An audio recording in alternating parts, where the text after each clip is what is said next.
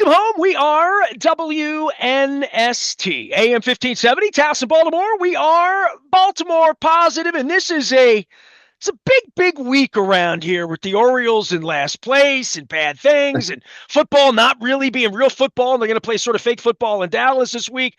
But we have like a real thing here, and I lament that we lost out on World Cup. I will be all boo-hooey about that next year and all of that. And we have the Preakness, and we're always trying to keep that. But when we get a golf tournament like the one we got brewing up here this week at Caves, and we saw this on display a couple of years ago, that we become a golf town. And I have to become a golf guy, even though everybody knows I'm sort of a pretend golf guy, but I did hit a really nice shot at Ponte Vedra during the Super Bowl in Jacksonville that made me look like a golf guy. Jimmy Roberts here from NBC, but more than that, when I hold this thing up, nobody loves our state flag more than us, right, Jimmy? I mean, when we talk about Maryland people and bringing Maryland people back, I think you're sitting in College Park right now or something, right? I am. I'm in College Park. I'm back in town. Um, I'm a New Yorker, but I went to school in Maryland in College Park, so I guess I'm an honorary Marylander. My sister went to school in Baltimore. She went to Johns Hopkins, and she stayed. She still lives in the state, has for a long time. She probably wouldn't want me to say how long. Um, but yeah, I love this school, and I'm very fond of my association with Maryland, and I'm excited to be back. This is going to be a big week. Well, full disclosure, John Maroon, Matt London, the Maroon people had me out to Caves for the PR thing. I was out there in the media tent. It was a little warm that day.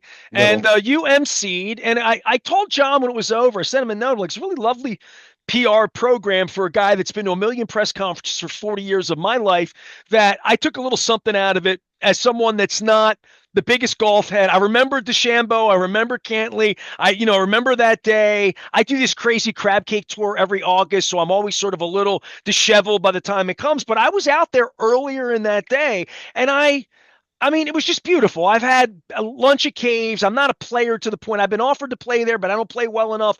But walking that course when I did, seeing the stands, seeing how grand it was, and then seeing we pulled it off, and now it's coming back again, and they can make it better. And just get me out there sniffing the grass being cut. And they were just putting the stands up about a month and a half ago when I met you over the delicious morning buffet there. And I Mhm. thought I want to have you on to talk about what that press conference was about and what this week is about, because it really is for the folks that aren't golf people or aren't going to go out to the valley and be a part of it, or for folks who've never been to a golf tournament are going to experience their first one this week. This is really an amazing. It brings out my Baltimore pride, Jimmy. It really does. Well, there are a couple of things going on this week, Nestor. Number one, it's the PGA Tour playoffs. It's the second tournament in the PGA Tour playoffs, which is the culmination of the entire year. And 50 players will be in the field, and that's pared down from 70, I guess, or 100. I should know that. Last week in Memphis, where there was a thrilling finish and Justin Rose won in a playoff, which was kind of reminiscent of the playoff that we had at Caves Valley in 2021. They kept on going back. JJ Spawn and who won the US Open this year, people may remember, even if they're not big golf fans, it was a viral moment. He needed a two putt on the 18th hole at Oakmont to win the US Open after really having survived a horrific start to the day. But instead of two putting, as Dan Hicks famously said, how about one? 64 feet, really a remarkable, dramatic putt that I can't even imagine how many views it's got on YouTube at this point. But anyway, JJ Spawn yesterday, as we record this on, where are we on? We're on Monday. Right. Should I say that or not? That's fine. Okay. Well, so JJ Spawn and Justin Rose were in a playoff at the first playoff event, which was the FedEx Championship, FedEx St. Jude Championship in Memphis. And they played the 18th hole three times. And that was reminiscent of what happened here at Caves Valley in 2021. Patrick Cantlay and Bryson DeChambeau, who's now departed for the Live Tour that people have probably been hearing a lot about. They had a six-hole playoff, which is unheard of. And every hole seemed more dramatic than the one before it. And what made it equally, or probably even more so, compelling was that DeChambeau is the longest hitter in the game at the time. And so every hole he would hit at 30 or 40 yards past Cantlay. And Cantlay really had his work cut out for him. It was like a real heavyweight against a boxer. I And thought they the went, sun was going to say they're going to bring flashlights out. I mean, it was well, really. you weren't the only one, I'll tell you what. But it was anyway, it was very, very dramatic. But they're back again at Caves Valley for the second of three playoff events. After this week, 30 will survive and go on to the Tour Championship at Eastlake in Atlanta. The points are ramped up here, right? The stakes are much higher at this point, and I think that's something that I don't know as a golf novice or someone when they said the BMW is coming here a couple of years ago, it kind of got on top of me, and I'm like, this is like we got an NFL playoff game. You know what I mean? Like it's not like a preseason friendly when soccer comes to town or something like that. When the EPL comes over and plays, this is like the real thing, and these are the best golfers in the world coming in here. And certainly, speaking to Scheffler and what's at stake here, and the way he's played, which is just kind of on a tear and very hard to bet against him, right? Well, yeah, I mean, he's number one golfer in the world for a good reason because he's played better than everybody else over a long period of time. He's won four times this year, two major championships, and he's got an enormous lead in the world golf rankings. But what happens is the shorter the field gets, and this week they'll only be 50, next week they'll be 30. On any given week, any of these guys are capable of really doing extraordinary things. I mean, I would imagine that many of your listeners had never heard of J.J. Spawn before the U.S. Open, but he beat not only Scotty Scheffler, but everybody else in the field at the U.S. Open. Um, Rory McIlroy, all the names you do know. So one of the names that really has been a fellow who has been really thought to have a lot of potential, but had yet to win a tournament, had the best round of the week this week. Cam Young, he could very easily win. Who knows who could win? I mean, anybody could win. I always say golf at the elite level is the deepest sport there is. But I want to touch on one other thing before we move on to make sure that we don't forget it. I said that this week is really about two things.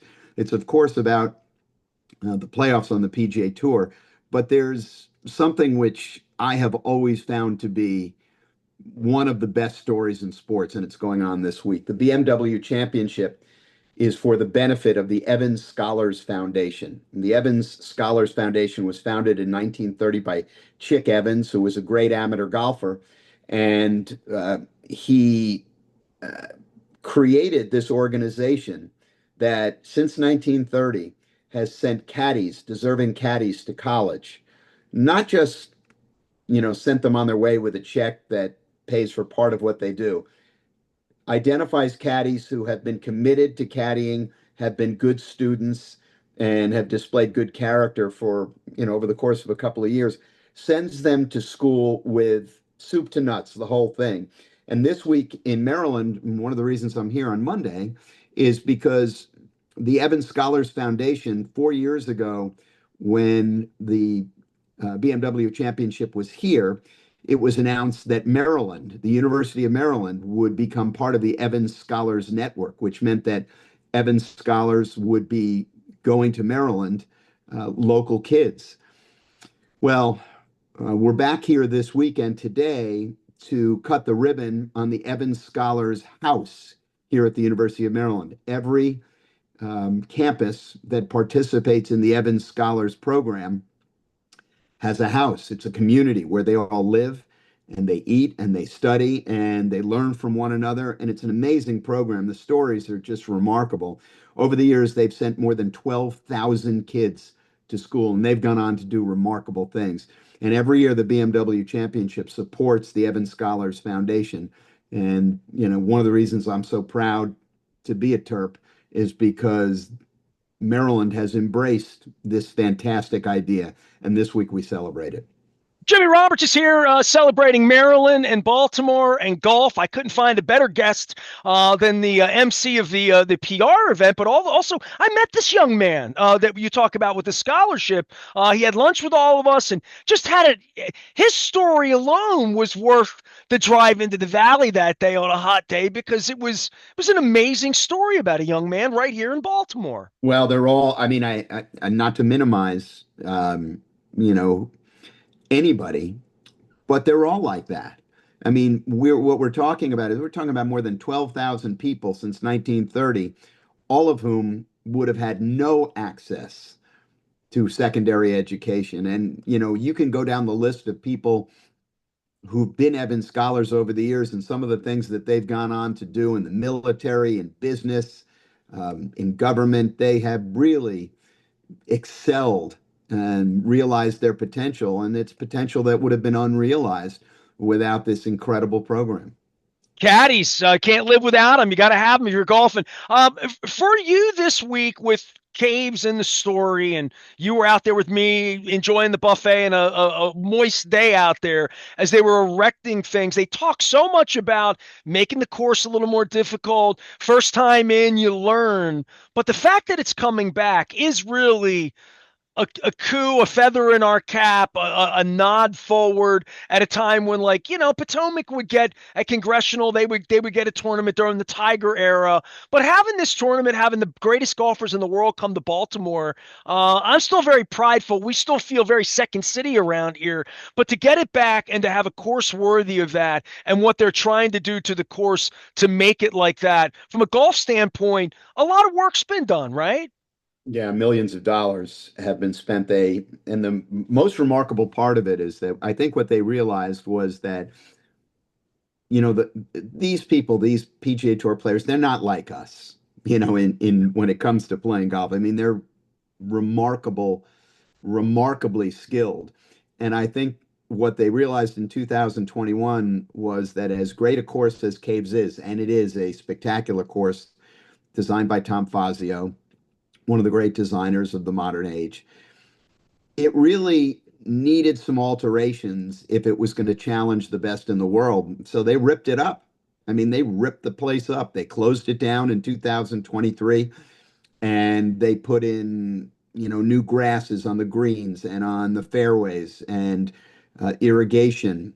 They put in a system called Precision Air, which it's a very golf wonky thing, but anybody who has a lawn can appreciate the temperature of the greens, which are the most critical part of the golf course, certainly competitive in a competitive sense.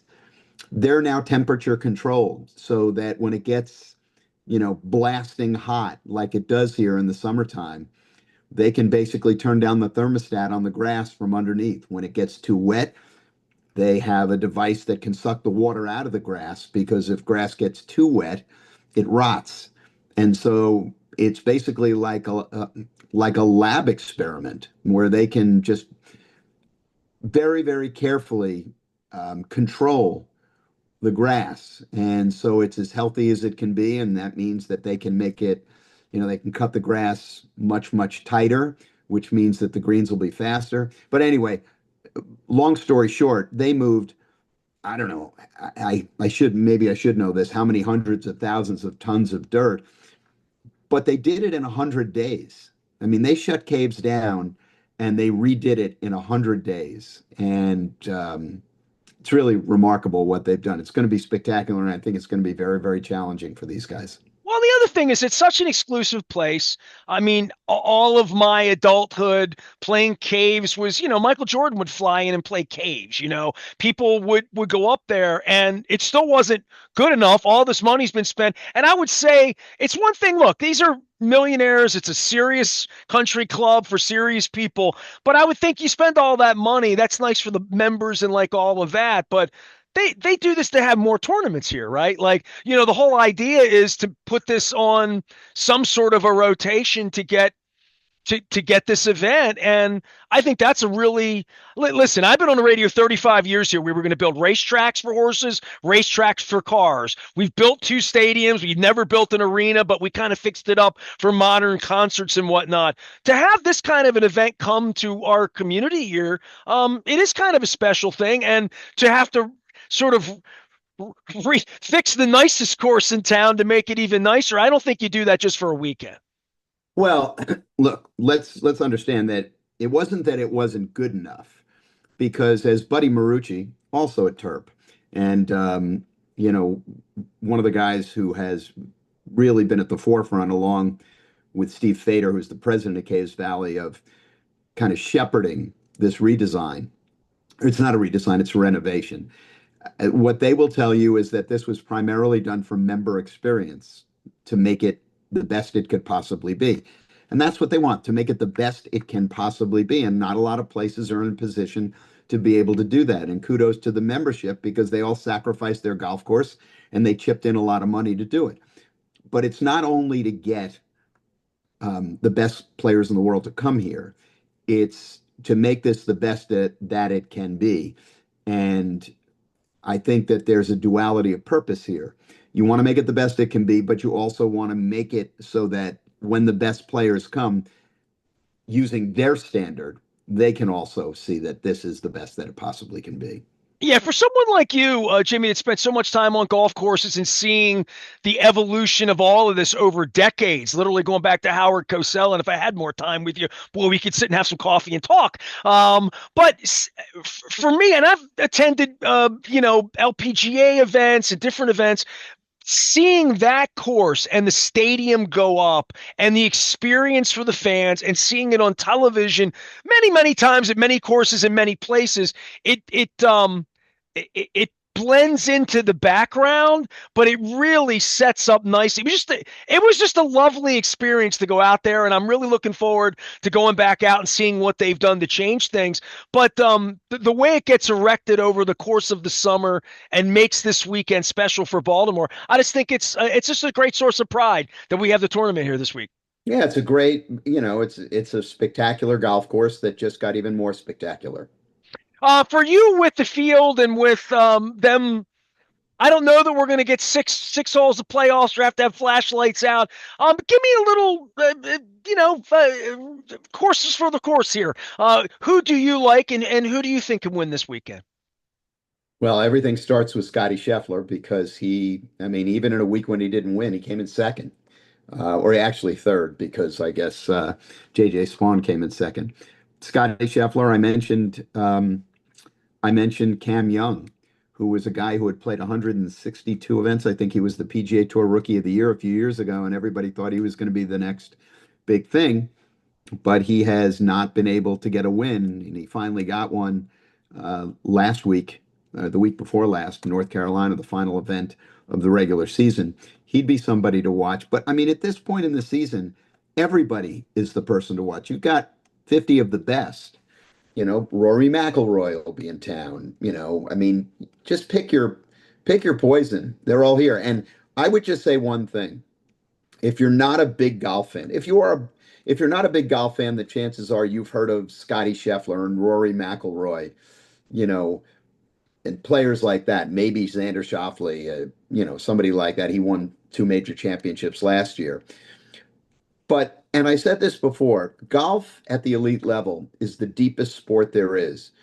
On any given week on the PGA Tour, you could have somebody who's ranked 200th in the world win win an event. There was a famous incident it's more than a few years ago. A guy named Ben Curtis won the British Open. Ben Curtis, I think, was ranked, I'm going to get this wrong, I think it was like 360th in the world. You know, these guys are really, really good, and the fields are really, really deep, and they're really, really good. So don't be surprised if somebody you don't know, you know, walks across the finish line. I said it before. Who that isn't a big golf fan had heard of JJ Spawn before he won the US Open? Well, I mentioned how beautiful it is when they put the stadium track in, but I would say to anybody that if you've ever hit a golf ball and you enjoy playing, you enjoy a walk in the weather this week, 85, 86 sunny, 88 sunny, going to be a little moist, a little warm, but sunny Always and is. lovely. I would say if you've never been and have never seen a pro hit like this, and you've gone out and seen Cal Ripken play or Ray Lewis or Lamar Jackson, or you've even been out at practice where you see the speed or the size, or been down on the court for a basketball game in the NBA where you see all of this. There was a point for me, and I've been in the media 40 years, hockey rinks, all of this stuff. You were at Lake Placid. My God, I got to have you back on.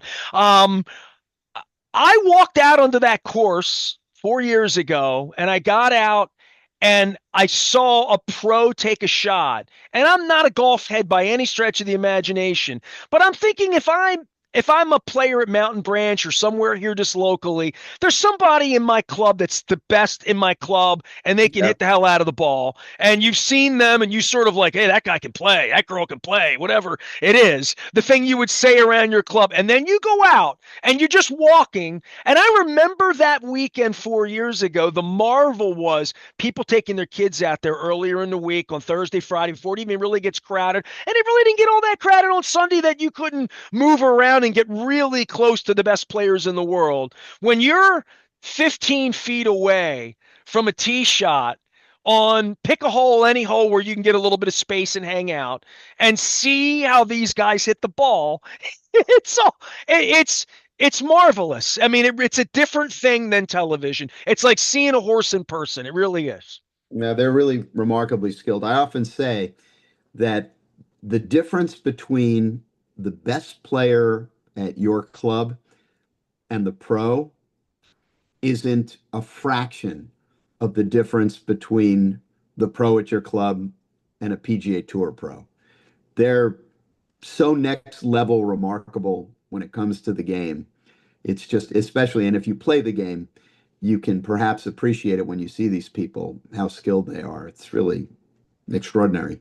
Well, look, I'm not great at kissing, the tails of all of my guests, but I would say you're a pro's pro, and you took some time today, and I'm very, very appreciative. Man, I'd love to talk Olympics. I'd love to talk Roland Garros. I mean, Notre Dame football. You've just done so many things. I'm very appreciative that when I went up and said, "Hey, give me a little bit on golf this week," that I know that the scholarship's important. I know the week's important. I know this is really important to our community here and everything that's happened here. I want to shine some light on it this week and get off the last place baseball and the preseason football as well. But this is a big event, and I'm appreciative of your time, Jimmy. Well, it's good to be with you, Nestor. And, I'll just leave you with the most important thing I could say today. Fear the turtle. Go Terps. I knew he was going to get, Maryland, we're all behind you. See, I know how to do All all of right. that. I mean, I'm an old schooler around here. I go back to Lefty. Well, I know, hell, I don't know.